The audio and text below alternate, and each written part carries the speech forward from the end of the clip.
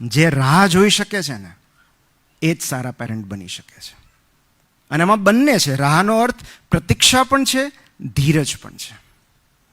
Parenting is all about waiting. બોલતા ક્યારે શીખશે? રાહ જોવી પડે છે.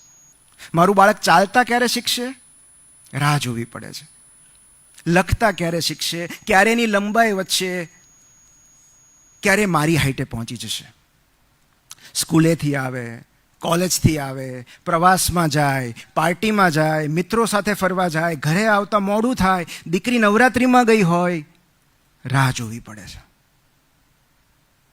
ક્યારે પાછી આવશે? મોટા થાય પછી બીજા શહેરમાં નોકરી કરતા થાય તો વીકેન્ડમાં ક્યારે ઘરે પાછા આવશે? રાહ જોવી પડે છે.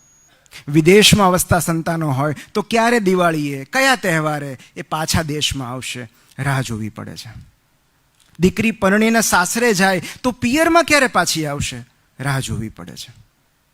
અને કેટલાક દંપતી, કેટલાક યુગલ રાહ જોવા તૈયાર હોય છે, પણ રાહ જોવાની તક મળે એ માટે રાહ જોવી પડે છે.